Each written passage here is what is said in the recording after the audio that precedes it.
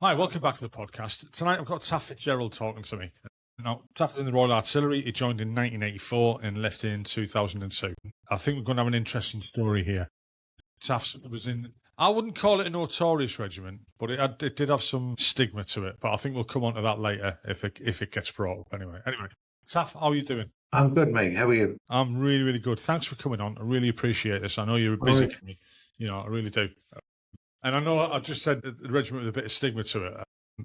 That's the wrong word. I should have had a bit of a reputation to it. And we'll probably get onto that later. You might not know what I'm on about because you were in the regiment. So I know exactly what you're talking about, yeah. Right. Okay, then. Yeah, I'll leave it at that. If we talk about that, we talk about that. Uh-huh. This podcast is about, us telling our story. And as much as people come up and say, I ask people to say, I ain't got much of a story. But everybody has, and it lets people talk. People listen to it and think, fucking hell, life's not so bad, they've had it worse. I fucking enjoy listening to that. It's just, sometimes it's a bit of light relief. Sometimes it's all about the process of just getting people to talk. And I know you promote that a lot as well because you've got your website as well. And we'll talk about that later when we get some information out of that so people can go off and find that as well. Yeah, brilliant. Thank you. So enough of me waffling on. I'll start with the questions. So the questions are like, where did you grow up? Why did you join the army? What was it like? Why did you leave? And what have you done since? So if you just want to start off giving us a bit of background about yourself, where you grew up, and what made you pursuing the military. So I grew up in Newport in South Wales on a council estate called Ringland, and it was quite rough. I was the youngest of 4 kids. Catholic family, as you might have guessed from my surname. So we went to Catholic school and on the estate initially, and then over the other side of Newport because there was only one Catholic high school. So my older siblings, a lot older than me, I was the result of a happy accident. Well, I like to think it's happy for me anyway. I'm here. So the youngest of my 2 brothers is 8 years older than me. So by the time I was 8, all of my siblings had left home anyway, So my sister married, she became a nurse. My oldest brother joined the artillery. He was in 2nd Regiment, also known as Taff Fitzgerald, funny enough. Then my younger brother joined the Welsh Guards. He wasn't known as Taff. And then it was me. Yeah, so I always wanted to be in the army since my oldest brother joined, so that was the thing for me. I mean, that's quite similar to my story. I had 2 older brothers, one was in the signals, one was in the engineers. Probably about around the same age group as well. So I think everyone just expected me to join, and I grew up in Hartlepool. The area I was brought up in wasn't that bad. It wasn't brilliant, but it wasn't that bad. It's just was what it was. So, and I'm like, we mentioned just before we started recording, you joined a couple of days after your final exam. Mm-hmm. I'd signed me up for allegiance before I did most of my exams. Yeah, me too. Did my last exam, I think, was like 2 days before I turned up at Bramcote. It was... Yeah, it was 5 days for me, but I signed on in February while I was still 15. Yeah. When I was 14, I had an accident. I broke my leg, nearly lost my leg. And then once I got over that and sort of recovered, I can remember my dad saying to me, do you still want to join the army, son? And I said, yeah. And he said, better get yourself to the careers office then, hadn't you? It was like they just wanted rid. Yeah. And the day that I joined the army and went to Bramcote, my parents went on holiday to Spain. So I was locking the house up and they'd already left like about 4 hours before to get on a bus to Spain. I'll fucking beat you on that one. I come out of basic training, went home and thought, this looks a bit different. They've decorated. And my sister come downstairs and went, what are you doing here? I says, I'm on leave. I've come home, It's because you don't live here anymore. What do you mean? Mum and Dad moved to live in Grantham. No way. I was like, where's fucking Grantham? Oh, it's in Lincolnshire. I was like, where's fucking Lincolnshire? They've really wanted rid of you, didn't they? Yeah, I thought, fuck knows what I'd done as a kid. Well, probably a lot of things. But they just got to tell us. I mean, if I remember going back, and I might be misremembering this, but during our basic training, we weren't allowed mail. We didn't have any mail off, radios or anything like that. We weren't allowed at all. Yeah, they used to hold up the mail. Yeah, not in the first. But I remember we had on the first night we had to write a letter to our parents, and and you had to put the address down, and where the stamp goes, you had to put a P or an F on where the stamp goes, and they'd stick the stamp over the top of it for you. But they expected to see one letter to your parents every week. And that first night I was like, well, my parents aren't there. They're in Spain. Do you know what I mean? Do you know what I mean? And they went, don't give a fuck, write a letter to your parents. You know, and it was about 6 weeks before I got a letter back from my parents, because they obviously went. In fact, the first thing I got was a "wish you were here" card from Spain, and I got that after they'd been back nearly a month. So, what did you think? I mean, obviously, you've had, you've got a brother in regards to that, and you've gone in. Did you know what to expect out of like training? Because I mean, for me, it was like it was a fuck. I didn't know what to expect. I thought I did, I didn't. You know, it was a bit shocking off to me, really, when I turned up there. I sort of did. My brother who was in the artillery, Ray, he'd said to me before I went to Sutton Coldfield, which is where you do like the pre-tests and everything, or did then. Yeah. He said to me, don't join the artillery. Do you know what I mean? Anyway, when I got there was an artillery officer doing my interview, and he basically said, "Artillery or nothing, son." Not in those words. Do you know what I mean? I was like, okay, artillery it is, because that's, you know, I wasn't going to risk it. So they told me I was going to go to the junior leaders, and when I got back home that night, my brother phoned up the house, and he said, "Did you get in?" And I said, "Yeah." He said, "What are you in?" And I said, "Artillery." He went, "You fucking idiot." And I was like, well, I had no choice. So he sort of gave me a little bit of, you know, advice and things like that before I went in. And I'd been in cadets and all that sort of stuff beforehand, so I could sort my kit out. But it's a culture shock, innit? I can remember the first night we were in. There was supposed to be 10-man rooms, but there was 14 of us in our room with bunk beds and everything, because we were so full. I think there was about 48 of us actually joined. Well, one lad was crying his eyes out from the moment he turned up, and then he disappeared the next day. You know what I mean? So we're down to 13 straight away. That was a bonus. Yeah. But yeah, also, my brother had a bit of a reputation in the artillery. He was gobby and quite hard, you know. And my troop sergeant knew him. So, you know, he made sure I got some jip throughout. I mean, I remember rocking up there, and within the first couple of minutes, I got a bollock him. So I went, fucking hell, look at that cannon. That's not a cannon, that's a gun. He's got a gun. No, that's a rifle. Slap.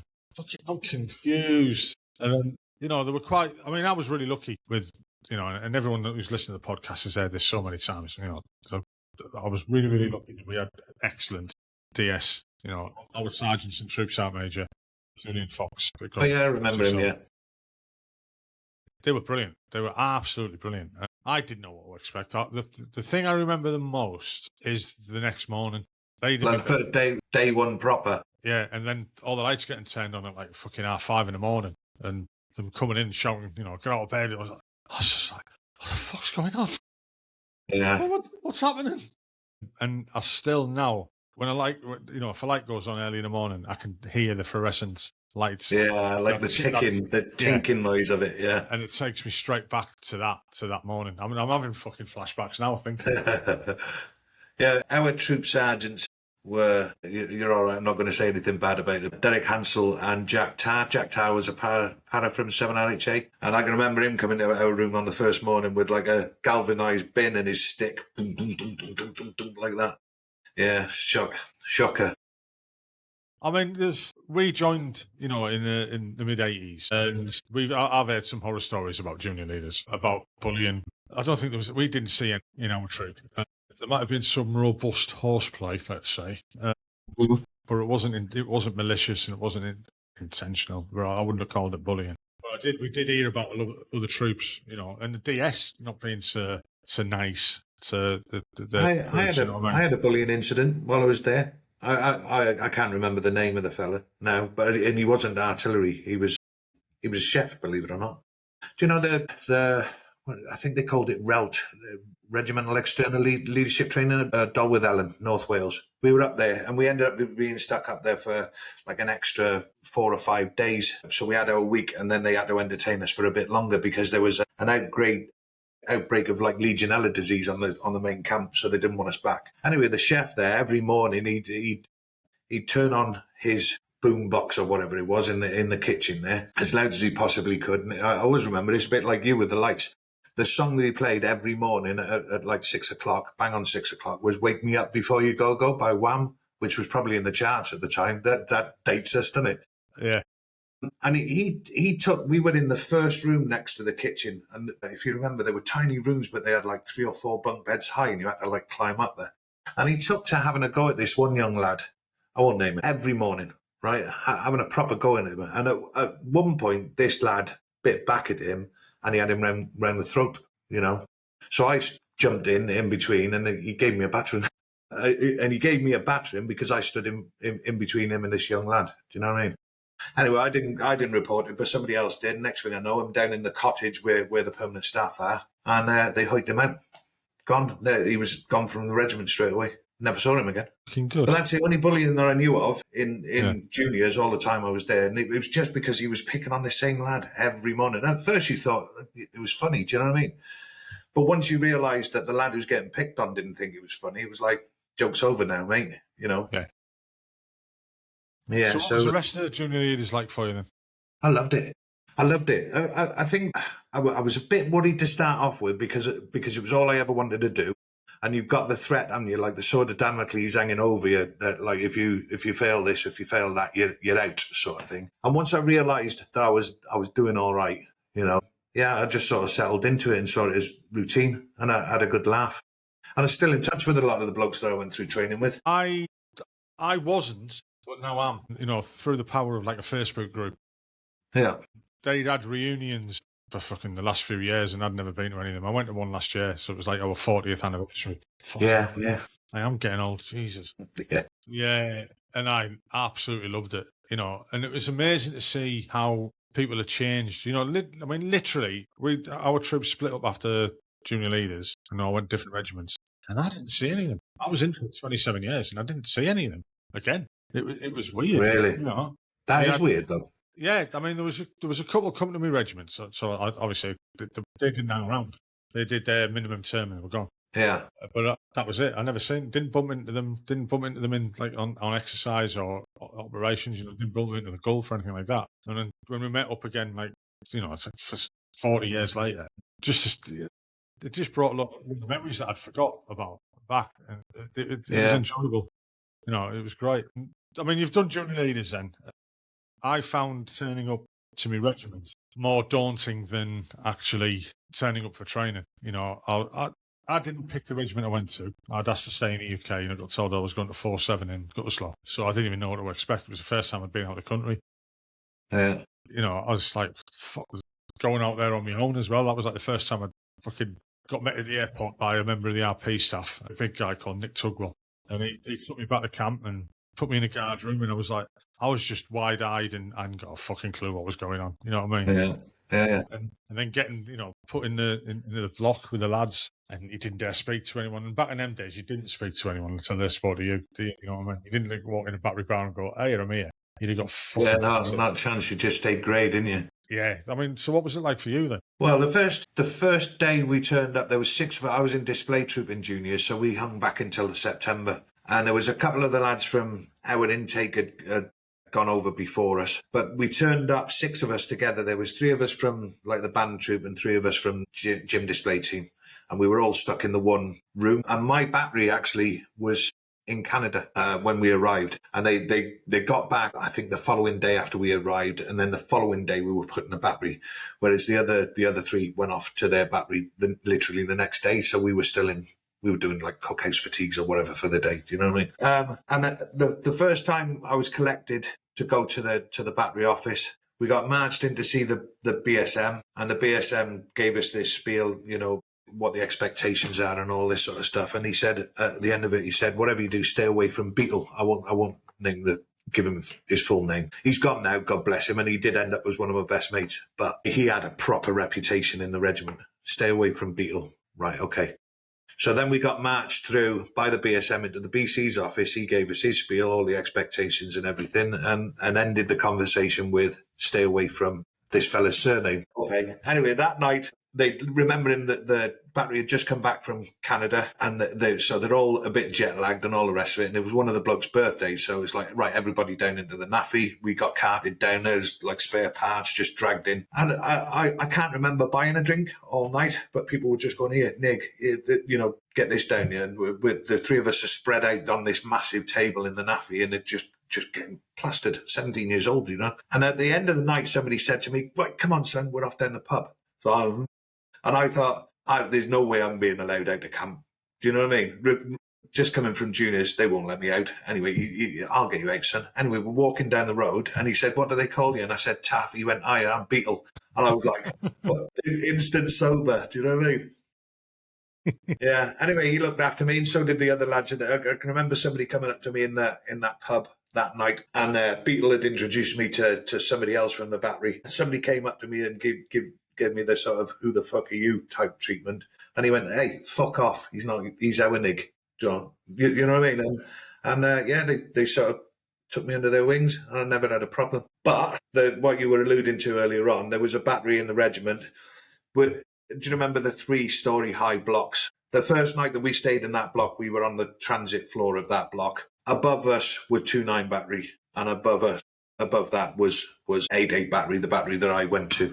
And 2.9 battery was renowned for it. So without those first few months when we first got there, we used to run past their floor for fear of being dragged in.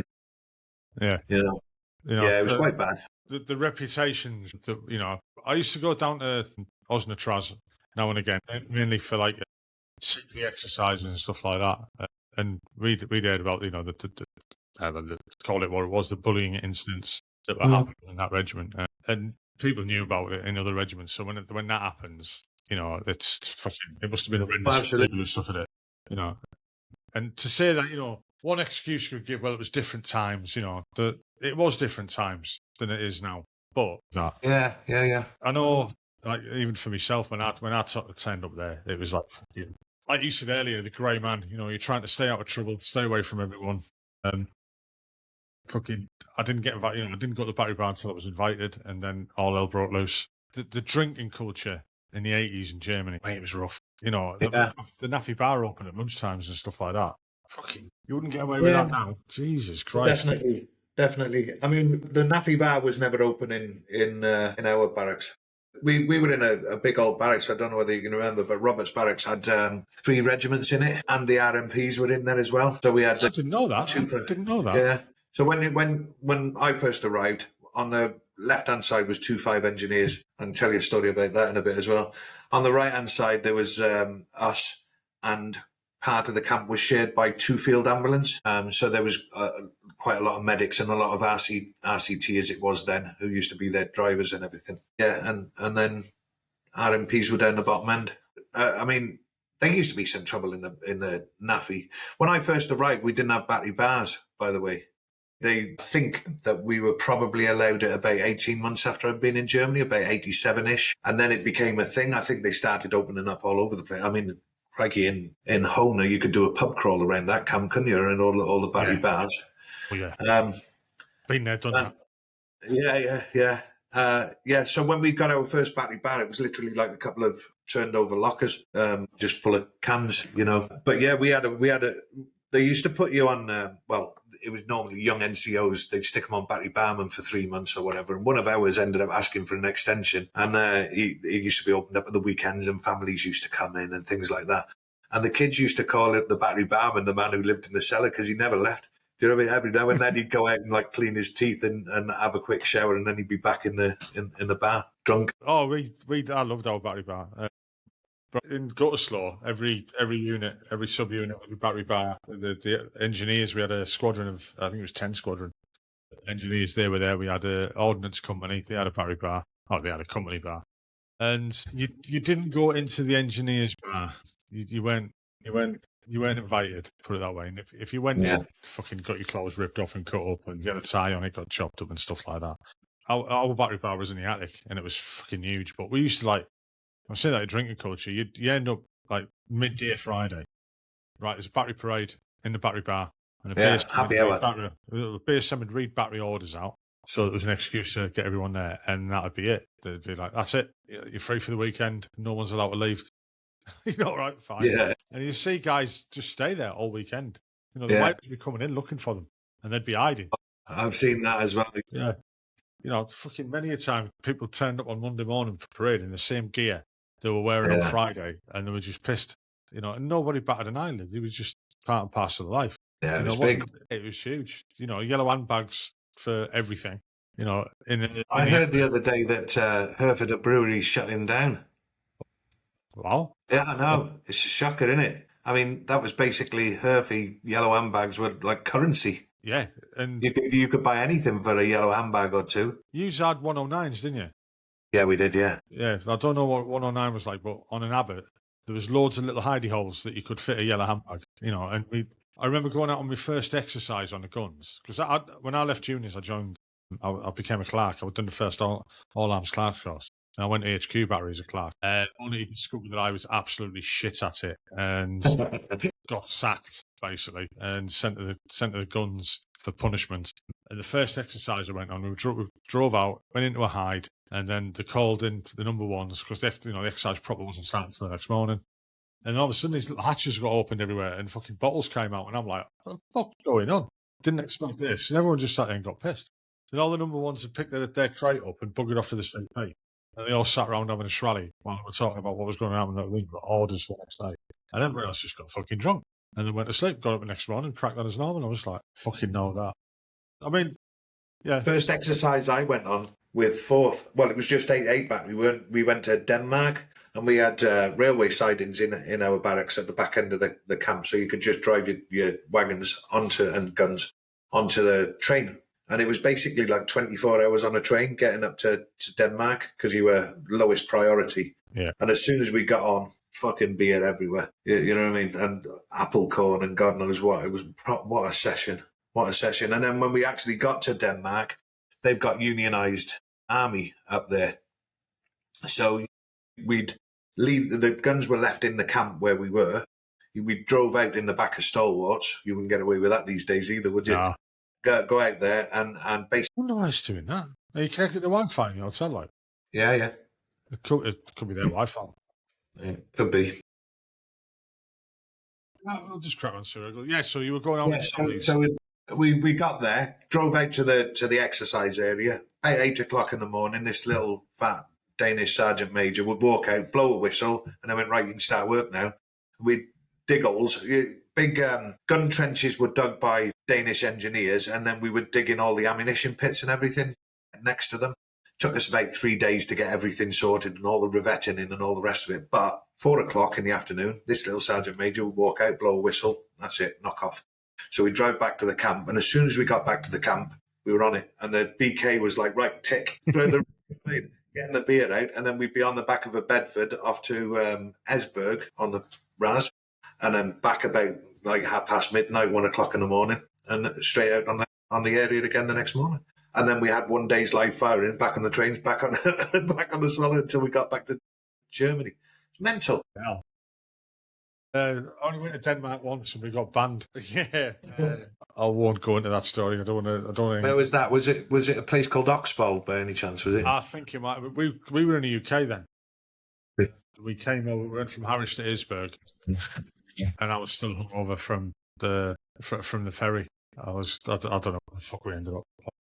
But the first night we got there, they let us out, and they weren't going to let us out. It was like a multinational artillery exercise. Germans were there, Danish, and French, all sorts. And we rocked up, and they let us out for the first night. And if we were good, they were going to let the rest of the regiment out. Suffice to say that the rest of the regiment didn't get to go out, and the rest of the exercise was dry. We weren't allowed to drink either. There was a lot of borrowing of bicycles, let's say. And when the police turned up the camp the next morning, they were all laid out, nice and neat, outside the front gate. So everybody got their bikes back. The bike that I seconded was a kid's tricycle, which I was trying to ride up a railway track. Oh, yeah. Okay, hell. Yeah, but a nice place though, Denmark. They let us have a trip out on, go for a walk down by the beach and that.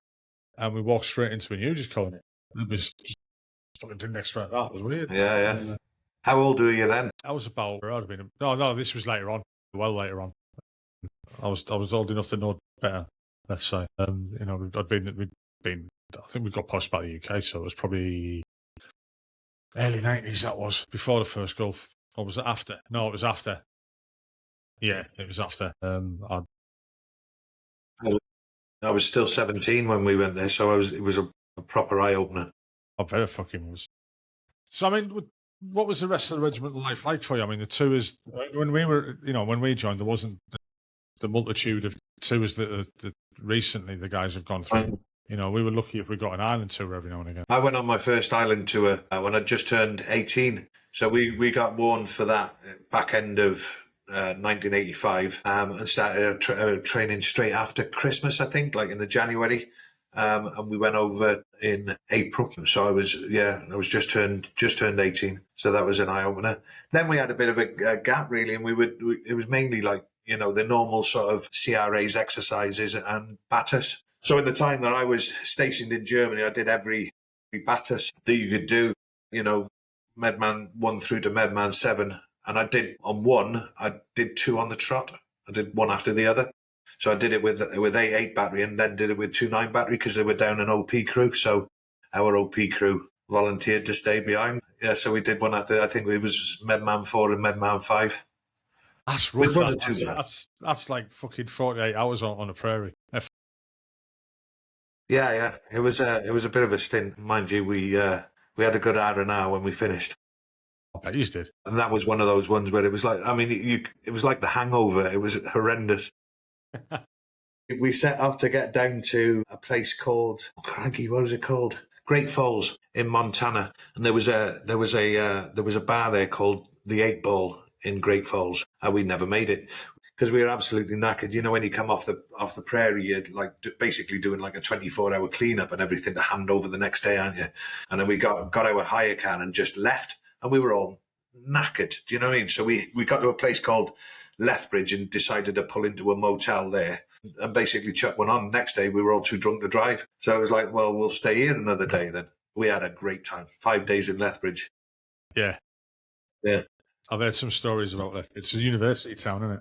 Yeah. Oh, it was fantastic. I mean, they literally could have made a film about those 5 days. It was horrendous. So going back to your island tour, I mean, I was about the same age when I went out to do my first one. I think, is it a rite of passage? Does it make you a better soldier? Does it make you a man? I don't, all these things have been said before. How was it for you? I mean, for me personally, we did a maze tour, which was really quite inconsequential, and it was pretty boring, just staggering in towers and stuff like that, and getting drunk on a Wednesday night at the Naffy Bar type of thing. But all the training, building up to it, and the patrols going out. We did the same tour. We did the same tour as the maze, but there was a bit of reputation when we fought in the maze because one of our batteries was there when Bobby Sands died, and it was one of my mates who actually carried him out. Obviously before my time, and he's a lot older than me, but yeah, still a good mate of mine now. So we had a bit of a reputation, and we had some exciting times over there. But in the main, there was a lot of stagging on and a bit of getting pissed on a Wednesday night if you could with your 2 cans. Yeah, they used to have a thing called the Dogs Disco then. Yeah, I don't know whether but it was the Dog Unit Disco, and there was basically like a honey trap girl had been put in while we were there. So and I reckon some of the boys had probably, Aye. They used to bust them in. Yeah, they did. Yeah, that's right. I didn't even have a fucking driving license, right? And we were on a stag on a front gate. And we were all there, these lasses waiting. It was a big Mercedes van by the guard room. And I was the only one who was not on, I'd just come off stag. And I said, Frank, you drive them down to the Naffy and that. I said, yeah, I didn't say I ain't got a license, right? I've been doing driving. So I knew what I was doing. Yeah. I've never seen or heard so many women scream so high and loud and viciously as I went over the speed ramp at about 30 miles an hour. I didn't see it.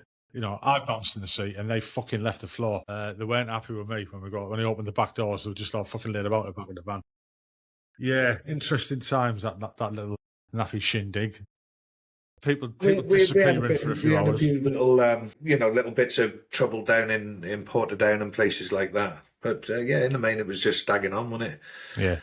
So for me, I was a sprog I was treated like a sprog for the whole time. And it was just like, do as you're told. We had a big fella in my brick called Sandy, and he was basically like my brick commander's enforcer. So if I ever went, but he'd go, he'd just punch me in the chest. Yeah. So, yeah. And I didn't see it as bullying. It was just one of those things. It was just like, but my brick commander, I've got a cracking picture with him at Christmas, actually. He's still around. And he had this habit of like breaking into, you know, in Saving Private Ryan, where they start communicating in hand signals and giving it all this sort of thing. Do you know what I mean? Yeah, my brick commander used to go, right, and I'd go, the fuck does that mean? What the fuck does that mean? Sunday, just to fucking run, you know? So it was a learning experience. And it was great, you know, coming back from that then. We came back in the June, July, had our break, and then we went down to a place called Grafenweer on exercise down the American zone. And that's where they gave us our medals and all that sort of thing. And then all of a sudden I felt part of it. You know what I mean? Yeah. I've been in the regiment for just less than a year. And you were saying earlier on, you sort of keep your a low profile and all the rest of it. And all of a sudden you're one of the troops with your gong sort of thing, you know? You're also more experience. Waiting for the next intake to fucking arrive so you're not the sprog. Yeah, exactly. Yeah. You know? And there was a few of them had joined us, like from Woolwich and things like that, while we were away. So when we got back, there was some niggier people than me about, which is always nice, isn't it? Yeah. Yeah, it is. It is. I must admit. It's the pressure off, doesn't it? Yeah, you're not the dick anymore. Yeah, exactly. And above everyone's joke and stuff like that. And to be fair, the battery I was in, 3 battery, again, great bunch of lads. There was some. Nowadays, you'd call it bullying. You really would. And thinking back then, it probably was, but then it wasn't. In time, up to fucking gun barrels and hanging them upside down and stuff. Oh, yeah. It's just initiations and that. Yeah, we used to think. You know, we used to. The best one I ever seen or took part in, it was someone's birthday, so they got him and got the pull staves or staves for they're cleaning the barrel and tied him up into a crucifix. Nasty them, stripped him naked, hung him between 2 barrels, and then PX40's nuts, all that grease and all that, and just left him there all morning. You know, and he was laughing his fucking head off. He was a bit cold, but he was laughing his head off. We didn't know the adjutant and the assistant adjutant was coming round to visit all the garages that day. And if you remember back in them days, the assistant adjutant was always a woman. Yes, you know, and she walks into the garages and we all like, shit, too late now. And she just like walked over to him and looked at him. What are you doing there? And then just carried on and walked away. You know, as if it was just totally normal type of thing. Now you fool. Yeah, I think I was probably one of the last people to get greased in for, to be honest with you. I think there was one person after me. 2 of us got done. But to be fair to them, what they did was we had our greasing about naffy break or something like that. And they just went, get yourself back to the block and get cleaned up. See you tomorrow. Yeah. Do you know what I mean? Yeah. Because it takes a bit of getting off, doesn't it? Yeah. Yeah. There may have been razor blades involved for that lad. Yeah, exactly. This fucking poor lad. Fucking hell. I've got visions of it now. Things like what I was talking about with Sandy, you know, the odd punch in the chest or whatever. I didn't see that as bullying. What was going on in the other battery that we were talking on earlier on? That was bullying. Yeah. That was proper targeted bullying. I've had guys on the podcast who's, he spoke quite a lot about it. And like I said to him, the reputation seeped out with the regiment. Yeah, it was nasty. It was nasty. I mean, it hit the newspapers and all the rest of it, didn't it? Yeah. Unfortunately, it takes a few bad apples to spoil the reputation type of thing. Because I'd worked with guys from Forth, in my time, and I thought it was a half decent regiment. It's a great regiment. And take that thing aside. Yeah. We had a great sort of teamwork mentality about us, where everybody sort of stuck together. Once that sort of crowd had sort of gone out of the way. I mentioned 2-5 engineers earlier on. I'll give you an example of this. This is like one of those moments when you think it's quite bad, but at the same time, it's not the worst thing that could have. Nobody got hurt. So one of the squadrons from 2-5 engineers was going down to the Falklands, right? And we, the 5.5 inch howitzer, there was a glut of them, loads of them left over, weren't there, from when they were going out of service. So we got this sparkly 5.5 inch howitzer as a gate guardian, in Roberts Barracks, and it got sent off. It had been acid dipped and all the rest of it, spray painted by the RAF and all this sort of thing. It was absolutely gleaming, right? This squadron goes to the NAFI the night before they're going down to the Falklands. The next morning we woke up and it's covered in yellow polka dots. Right, which is obviously quite bad. Anyway, within the next 24 hours, Royal Engineers bombs were taken off the front of their RHQ, which was on the opposite side of camp, just either side of the gate. They'd got ripped off. One was found in a skip. The other one was found in the middle of their square, and somebody had defecated on it in the middle of their square. And where the bombs had been, somebody had spray painted Northeast Gunners, remember, NUFC rule OK on one side, and on the other side it said, don't fuck with Fourth, right? In spray paint on their RHQ. The next day, we're in a hollow square on the regimental square, and the RSM's properly given us a bollocking for it. And I swear to God, this is true, Frankie. If you speak to, I think you've spoken to Roy before from Forth, haven't you? Speak to anyone who was there at the time. He wanted names, right? He absolutely wanted names of the people who did this. And somebody came to attention and went, I'm Spartacus. And then somebody else came to attention and said, I'm Spartacus. And then we're all, I'm Spartacus. Laughing our heads off. And the RSM just turned around and walked away. We all just went, fuck it. If you're going to blame one person, you can blame us all. He'd have been proud of you just for doing it. Yeah, he was a Johnny as well. Yeah. The same thing in third. So there was one of the engineer regiments at the back end of Horner. They had a balaclava day, and C Battery had a balaclava day. And every year, the engineers would steal the gun from outside of C Battery. And everyone knew it was going to happen. It'd end up getting stolen, it'd get painted, and they'd go and have to find it, and they'd find it, and it was always put back, stripped down, painted by the engineers. They'd fix it all up and all that. But one year I remember getting stolen, and nobody could, they went looking for it that night, couldn't find it and everything. But what they'd done is they took it apart, took it into their squadron bar, and put it back together again. Which I thought was awesome. It was just sat inside their squadron bar. But again, the next day it turned back up, and there was no. It's just fucking interregimental banter. Yeah, it's fun, isn't it? Yeah, and it has to happen. It does have to happen because it gives you a sense of identity. Yeah, absolutely, and pride, really. I mean, shitting on the parade square.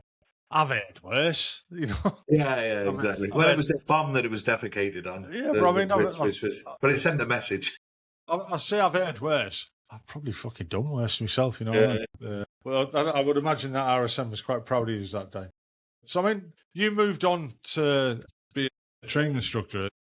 How long after what was the pro? It was coming up for. Well, it would have been just over 8 years that I spent with Forth, and then I went to Woolwich as a drill instructor after a fashion. That because I was telling you earlier on when we weren't recording about a sergeant major, there was a bit of an issue there. But I ended up at Woolwich, and it was a great job. But unfortunately, it was at the time when the training system was changing. So I went there training TA recruits at Woolwich in 2-4 battery.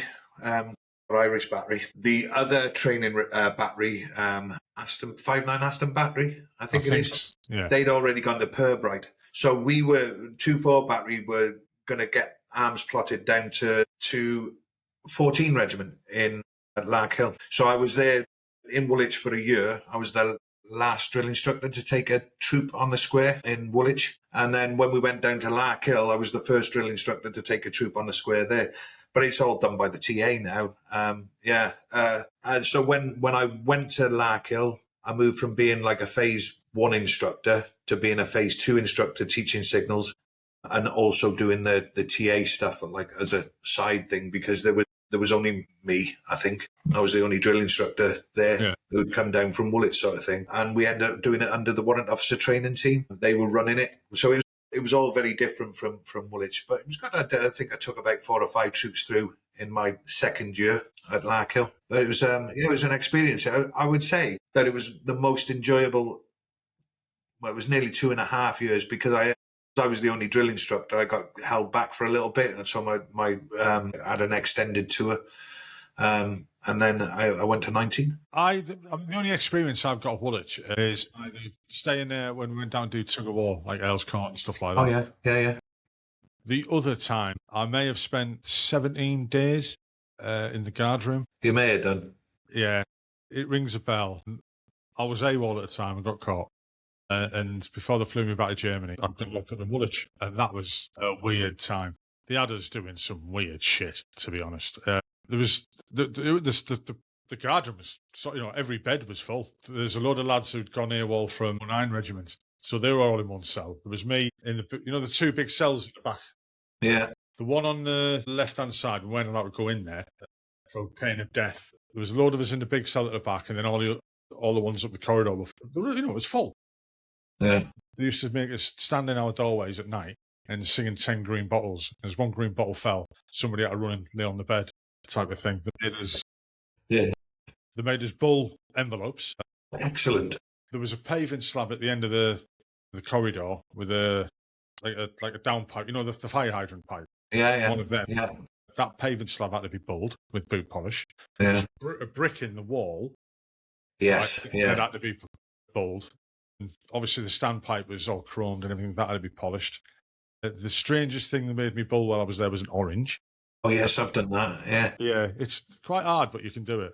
And then we found out why we weren't allowed in the other room. Just previous to that, somebody had dug out because it was the external wall. So behind the locker, there was a fucking hole in the wall. He literally dug out of the wall and got out and ran off. That's amazing. And all they did was just patch it up, so we weren't allowed in there because they thought the cement. Oh yeah, was that then? That'd have been about 87-ish. Right. Yeah, okay. about 87. Yeah, it was fucking the RP stuff. Somebody, a carpenter, I think he was named Harry the Bastard. We called him. He was a vicious, but he wasn't there to be liked. Yeah, that was his job to fucking instill the wrath of fucking the RSM into the recruits and stuff like that. And he was doing it to us, and we were just fucking laughing at him, to be honest.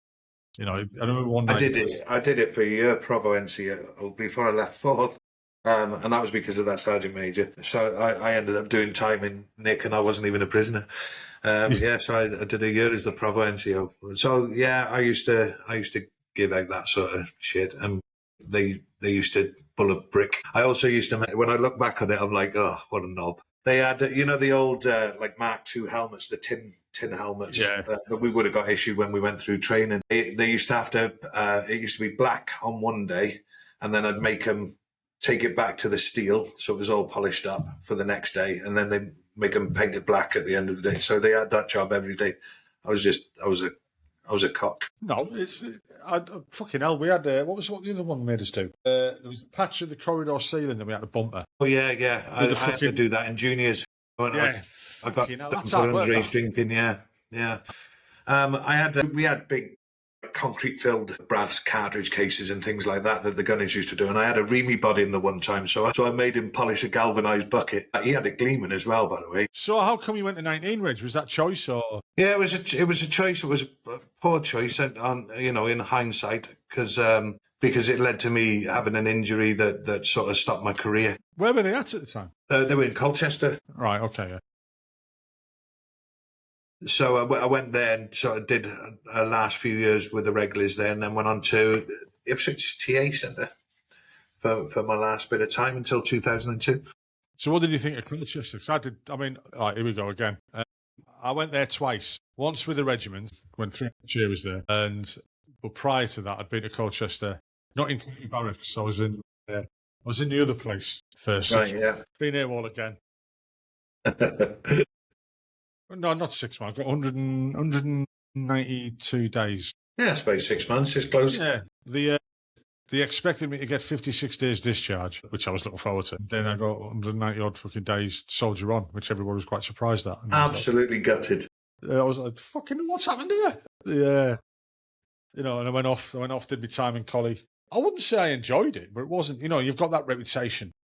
You're going to turn up there and get fucking hammered to death, And when you do turn up there at the gate, it's like, oh, yeah, all right, double dollar, screaming out here, getting your escorts away, go on. And as soon as the escorts have disappeared, they're like, you're about to like double march around the fucking corner. They're like, whoa, slow down. And it's like normal, like chill out, calm down a bit. It's a show for them, so they don't ever want to come here. Yeah. Type of thing. And I wouldn't say I enjoyed my time there, but I've got some good memories of being in there. Obviously when I left it's all experience, isn't it? Yeah, did it make me a better soldier? Initially, yeah. Right. I was very different when I got back to the regiment before I left, when I left it. Yeah. I wouldn't say I was keener, but I was not fucking thinner. But it did make me a better soldier. I soon got back into my old habits and got into trouble quite a lot. 27 years of being in the army, and I got out as a full screw. You work it out. You know what I mean? Yeah. So I mean, you sound as though you didn't enjoy your time at 19, Reg. Yeah, it was a regiment that was in. I'm not going to slag them off. It was a regiment that was in transition. Let's say they had batteries that were coming and going, if you know what I mean. And the battery that I was in was like a composite battery that was made up of people that had come from this regiment or that regiment and the other regiment, and consequently it was all like a bit of a mishmash. And while I was serving with that battery, then I had an accident where I smashed my knees, and that stopped my career. So it made me, if I'm honest, I was a bit sad about it, because I'd been sort of earmarked for going for gunnery careers course and things like that, and it just never was going to happen. So I had a conversation with the CO at the time, who said I needed to be upgraded to P3 to go on gunnery careers. Go and have a word with the MO. I went to see the MO. The MO wrote a letter back to the CO saying, basically, if he has any problems with his knees, he's got to be given a Land Rover. And the CO went, I can't promise you that. Do you know what I mean? So that was it. Yeah. And he said, but you could be the mess manager of the sergeant's mess. And I was like, no. And he went, no, wait, we come out of there as a staff sergeant. You go over to the officer's mess. You come out of there as a sergeant major at the end of your 22. I was like, I didn't join the army to be a mess manager. Do you know what I mean? So that was basically it. So I went off down to Ipswich, just up the road there, and I bought an MOD house while I was in, which was like in between Colchester and Ipswich, and it suited me fine. So I was basically like an instructor of signals and OP instructor there for 4 years. And then after 9/11, there was, rumours of operations in Iraq, and well, it was Iraq initially, and all of a sudden some of our people were being taken off to go and serve with the regs and things like that, and I was UK only, and I was like, fuck this. Do you know what I mean? My brain couldn't cope with it. I was like, I don't want to be watching these. So that's when I made a decision then to get out and start a new career. I mean, that's a hard decision to make, especially somebody who wants to serve and they don't get to. I mean, did they try and MD you or anything like that? Or yeah, when I was down at P7, that would have been the next stage, and I asked them not to. But you wish you fucking up now. Well, yeah, but it was a part of it's like I suppose like pride in that, innit? You know what I mean? And with the benefit of hindsight, and now 20 odd years later, you go, yeah, I wish I had, But this is. I know we were going to talk about this probably a little bit later. That website that I've set up, Veterans Bridge UK, is about pointing people at the right resources. Because when I was getting out, my resettlement officer, I honestly felt like he wanted to go and play golf, and I might be doing the fella a disservice. I can't even remember his name, but to me, he wasn't really interested in helping. He'd go, oh yeah, you might want to call the British Legion about that. Do you know what I mean? I was like, okay. And he literally be there with his kit on, ready to go with his golf clubs over his shoulder. Do you know what I mean? And for me, I want to try and point people in the direction. I mean, when I first came out, the first time I went into a job centre, I felt like I was being treated like an idiot. It was almost like they were telling me off for being in there. And I was like, hang on a second, I've literally came out of the army yesterday, and you're talking to me like I'm some sort of fool. And that conversation in there that day ended up with me saying, I will never, ever come back in here for your help again. So it's about trying to point people in the right direction for the help and support that they need, rather than people making it up. The transition out of the military for a lot of people, and again, I can't say it's the same for everyone, because it isn't. But I've heard a lot of horror stories on this podcast. I mean, initially, I was like, I was quite happy to go, but also didn't really want to. I'd never been in Civvy Street, apart from being able. That's different, I wasn't. Yeah. But I didn't know what to expect. I was quite nervous, really, to be honest. The first night we had in our house, police cars pulled up outside. Not for us, not for me, but it was blues and twos. 3 police cars pulled up. It's a couple of houses up the street. And I was like, what the fuck's going on? And then 6 months later, you've got used to that. You know, 'cause we'd lived Yeah. in Wire. You know, kids weren't used to being out in the fucking wild Yeah, I know what you and mean. stuff like that. You know, I found it quite strange. I found people quite strange. I still find people quite strange. Well, the first job that I got when I came out, and I suppose I sort of fell into the trap of thinking, well, I'll go for money for old rope, you know, so I'll go into the security industry. And I worked for Securicor when I first came out. And all of a sudden I went from being outside most of my time to being locked in a van for 14 hours a day with people who also didn't like being in a van all day, and they just moaned about it. So I only lasted like 6 months with Securicor, and I ended up going into the crew room the one morning. They're all moaning about how shit their job is and all the rest of it. And I said, well, look, if you don't like it, just fucking leave. That's what I'm doing. You know what I mean? See it as an opportunity, boys. You can do anything you want if you really want to, and but you choose to stay in here. So see you. You know. And I then moved into another job, Harwich Port, where the boat train used to come over to.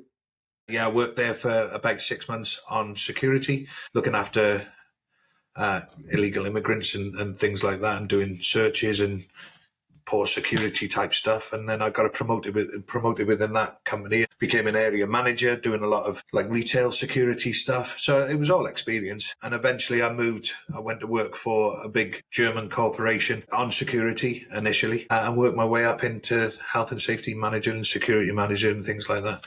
But I had to work for it. I know those first 2-3 years out of the army, I felt lost. Absolutely lost. If I've ever been depressed, that it was then. You know what I mean? Because I just felt lost. I can remember my brother Ray saying to me, "Once you know you want to get out of the army, once you know your time is done, you can't wait. You sign off. You still got 12 months to go, and all you can think of is like, oh fuck me, I can't. Do you know what I mean? I can't wait to get out."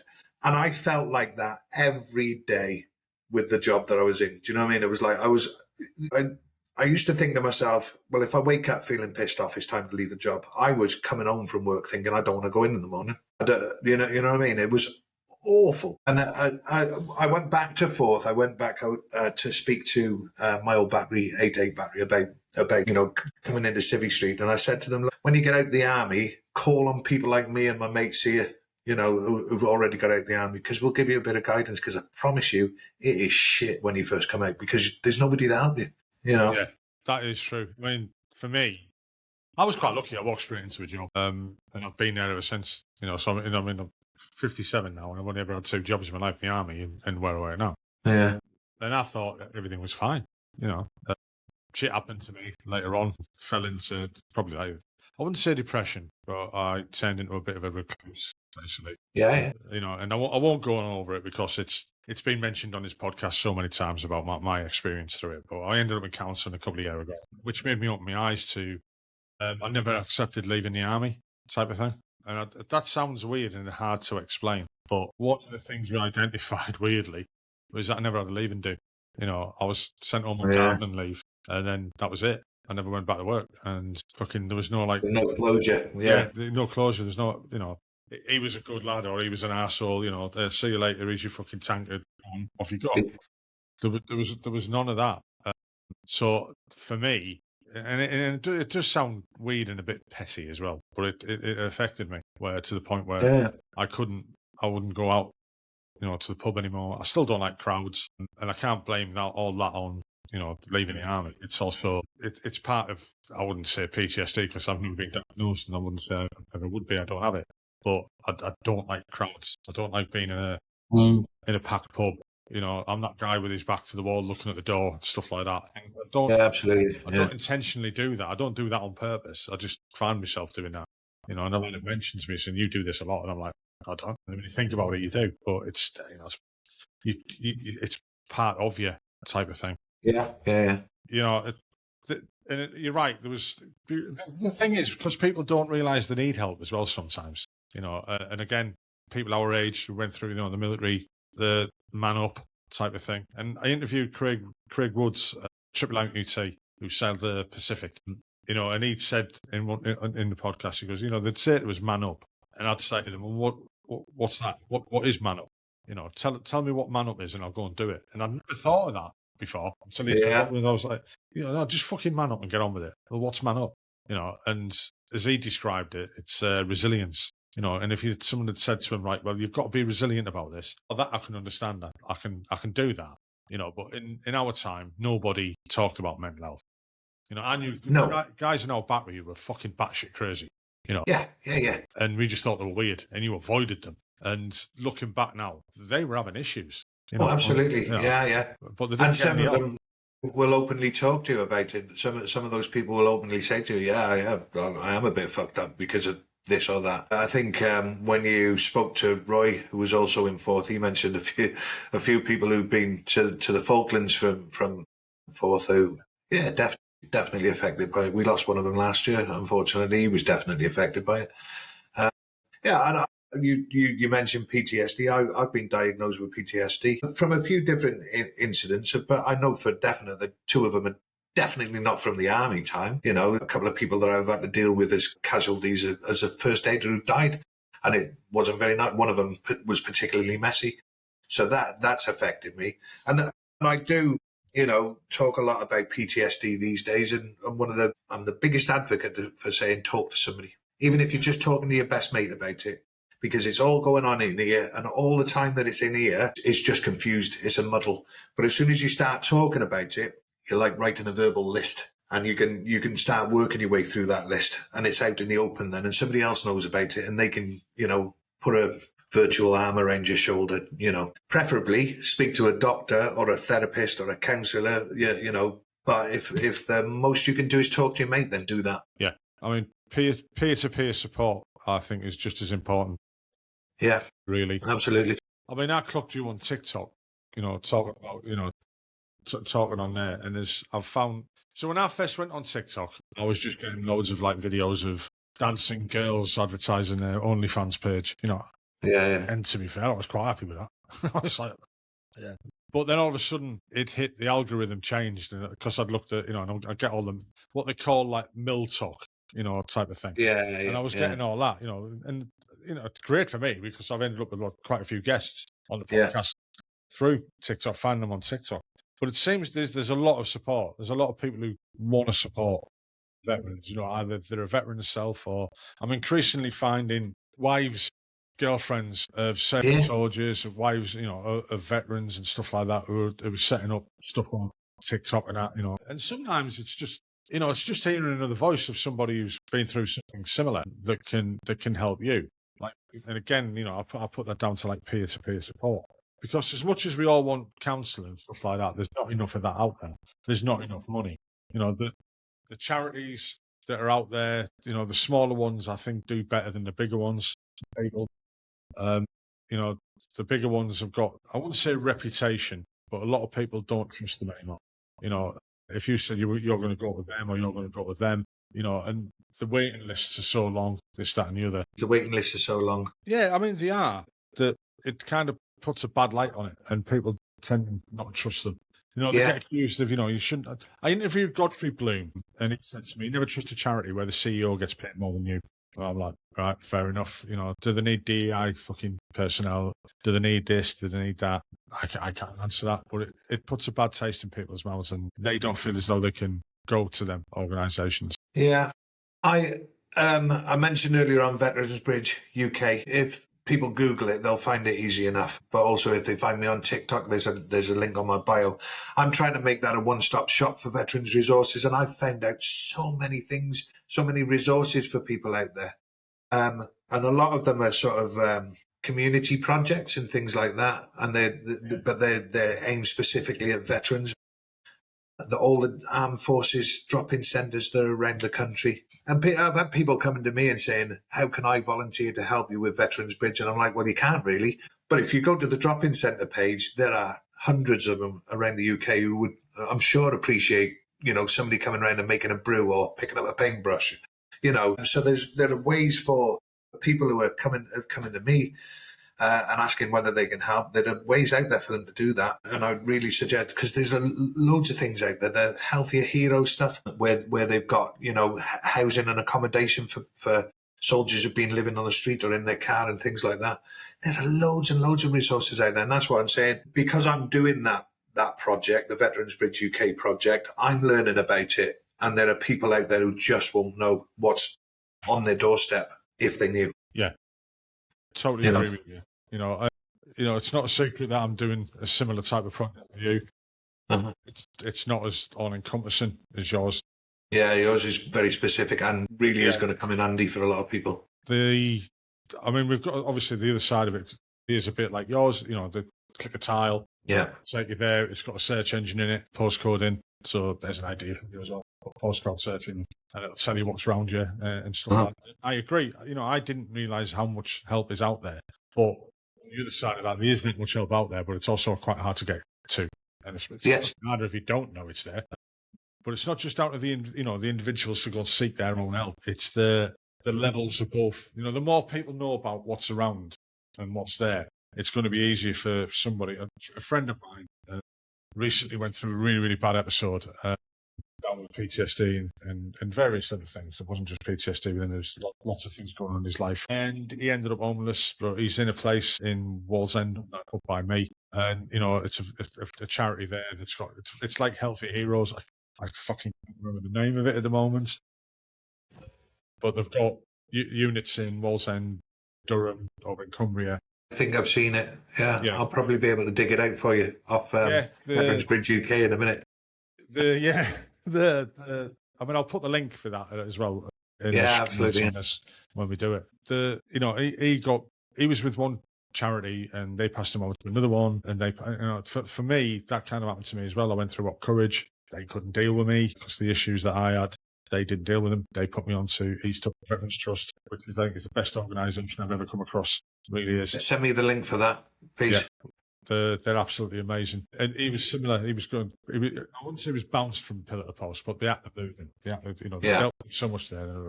And then they tell us, look, you've got these. They'll fucking sort you out. They'll get you housing. And he's in there, and I wouldn't say he's loving it, because people who are going in there have got their own issues. They've been homeless, drug addiction, alcohol addiction, stuff like that. Yeah. You don't heal people overnight just by putting a roof over their head. You have to carry on with the treatment. You have to carry on with the talking and stuff like that. Yeah.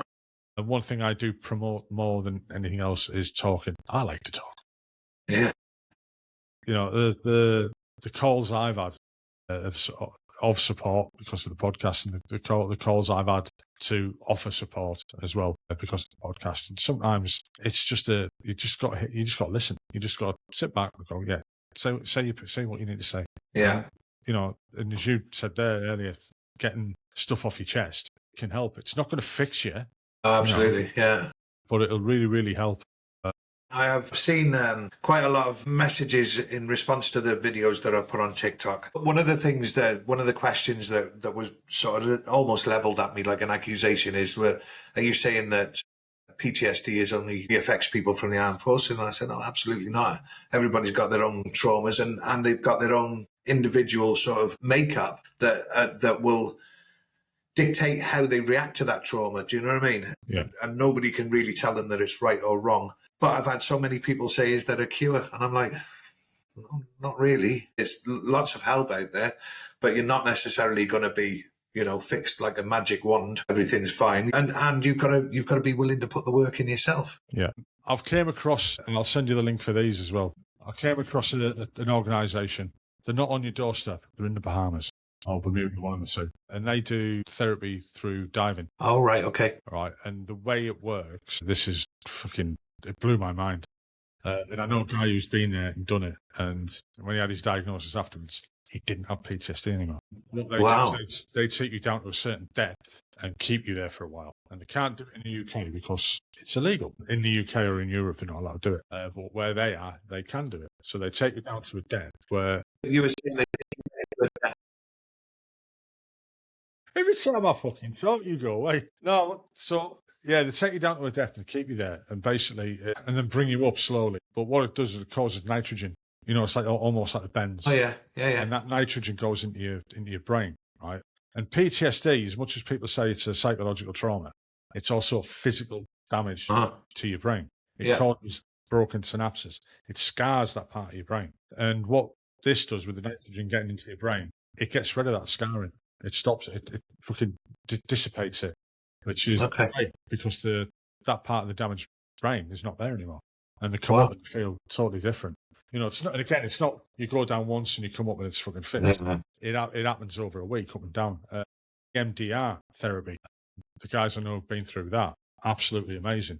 Rapid eye, stimulating or simulating rapid eye movements while you're talking about your trauma and as I understand this, I might be wrong, and if anyone wants to make a comment in the comments, please do so. As you're doing that and talking, it retrains your brain to send that memory in different routes, so it avoids that damaged part of the brain. All right. Okay. It's not every therapy works for everybody else. No, absolutely. It just isn't. Talking therapy, writing therapy, CBT, stuff like that works for some people, and it doesn't for others. Now I know I've got a guy coming on next week, Ted Shirley, and I've just listened to his audiobook, Afghan Sniper. Amazing audiobook. Get it on. It's on Spotify and on Audible. It's amazing. Read by him as well. And the way he goes through it, he goes through his post-traumatic stress disorder and how it affected him. And it's very eloquent and talking about it, and it makes you almost feel it as he did. Yeah. And all the different therapies he went through smoking marijuana, fucking taking drugs to do this, antidepressants, nothing. In the end, it was EMDR that did it for him and brought him out the other end. And he'd had numerous suicide attempts and stuff like that. Okay. So, hopefully, if we can catch people early enough, we can help them. Yeah. And that's what I'm saying. If talk to somebody, because if you're holding it all in, then nobody's going to help, are they? Raise a flag. Yeah, it was CBT and writing therapy that helped me, and I'm not cured. I always say that I live with PTSD because there are days when I'm not me, if you know what I mean. I'm pretty arsey with people and things like that, and I'm not a version of me that I like when I'm like that, And whereas sometimes I can be quite jolly and funny. When I'm having like an episode, I'm a miserable twat, and I push everybody away from me. Yeah. Yeah, but I found CBT and writing about it really helped, and finding a distraction, something that takes you away from that thing that's bothering you, Yeah. I mean, and that's why the writing really helped. A lot of people, me included, you end up self-medicating with alcohol. Yeah. Especially, I think, people from our time, our age, really, because again, part of that drinking culture in Germany. Yeah, exactly. It's like a norm. Yeah, it's I drink too much, far too fucking much, or not enough. I don't know.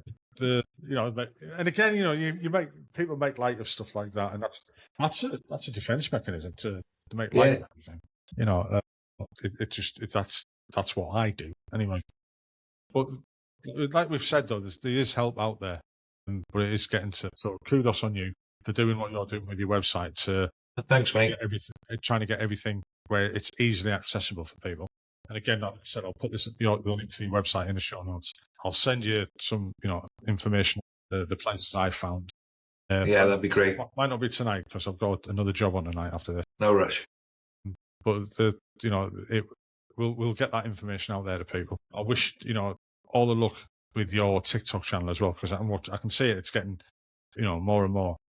Yeah. People are starting to view it. Why did you decide to do a TikTok? What was your first, why did you go on TikTok? I think I always knew that there might be an audience for this sort of stuff. I'm never going to be like a TikTok sensation or whatever you call it, because you've got plenty of girls selling clothes and makeup and shit like that to do that. But I think there was always going to be a niche out there for people who needed to know a little bit more. And because I've been through it and is still living through it, I can give an honest account of what it's like being with PTSD and the things that have helped me, So when I first started, if you have a look at some of my earlier videos, it's like proper wooden and stuff like that. And I think the first one where I mentioned PTSD was back because I only started in November. And it rattled the house, and I've got a big old house, and it woke me up. And the first thing I thought was something's blown up. Do you know what I mean? I thought there was an explosion, and I was honestly expecting to open the curtains and see, flashing lights and, electricity sparking and all the rest of it. And it was quiet, and it was just raining a little bit. It was a fucking weird, excuse my French, weirdest sort of sensation, because I was honestly expecting it to be some sort of fucking disaster outside my house. And it was that made me think, fucking tell people about that, Taff. Do you know what I mean? And tell people how how a flashback works and things like that, and how you can start pulling yourself out of it with a grounding technique and a bit of breathing, or just trying to remind yourself of where you actually are. And that was the first thing that I wanted to do, was actually look out the window to see what was actually there rather than what was going on in my brain. So what's your plans for the future then? In terms, I would like to get this Veterans Bridge out there and to try and make it almost like a household name, but amongst people like us, squaddies and families and things like that. So they almost go to it like a squaddy Yellow Pages, you know what I mean? And that would be the main thing. And then I'm quite looking forward to retirement. I've still got about 8 years of work left in me because I've still got a big mortgage. But once that's done, I'm quite looking forward to just sticking my feet up for a while. I'm the same, but every time I fucking think of retirement, I put the retirement age back. Yeah, I know. I'll be still slugging away at fucking, man, that's what I make it at 70, It's weird, isn't it? It's not that far away. Well, yeah, I'm 58 this year, and I'm supposed to be working until I'm 67. So I hope they don't move it again. I'll be gutted. It's like pulling the mat out from under your feet, isn't it? I had someone say something the other day. They're the same age as us. It's a lass on YouTube. I've got a Mazda Bongo that I used to use as a camper van, and I found her on YouTube because she had one, type of thing. And she disappeared for a while, and she's back on YouTube now. And she just said, "I want to enjoy myself now. It's my time. I haven't got as many years in front of me as what I've got behind me." Yeah, exactly. And that's very true. I just want to enjoy it, and I'm like, yeah. It's true. And every now and then, I lost one of my best mates in Forth when he was 23, and so I've had a sense of my own mortality for a long time now. But it's getting closer. I can also remember when I was still in Forth in the battery bar, one of my mates was getting posted to 5.9 Aston battery that we were talking about earlier on. And he said, "There's always light at the end of the tunnel, Taff." He said, "But for me, it's like this." But that's what death is looking like for me now. It's getting bigger. That light at the end of the tunnel is getting bigger and bigger. Like, oh God, I want to make sure it's as far away as possible, Right, and on that morbid note, no, I'd just like to say thank you for coming on the podcast, mate. I've enjoyed it. Thanks for having me. And I do appreciate you coming on, taking your time out to do it. We will get the information out there about your website. Nice one, thank you. I'll stick it on the Frankie's Pod Facebook group and stuff like that as well, so that people get to go and see it. It's not in competition with mine. Don't worry. Yeah. And even if it was, it wouldn't fucking matter, because the more stuff we've got out there, the better. Absolutely. The more information we can get out and make anything easier for people to get hold of, is just better in my view. So again, thanks for coming on. We'll stop the recording here. I wish you all the best in the future, and thank you. Cheers, Frankie. Take care. I hope you enjoyed that podcast. I enjoyed recording it.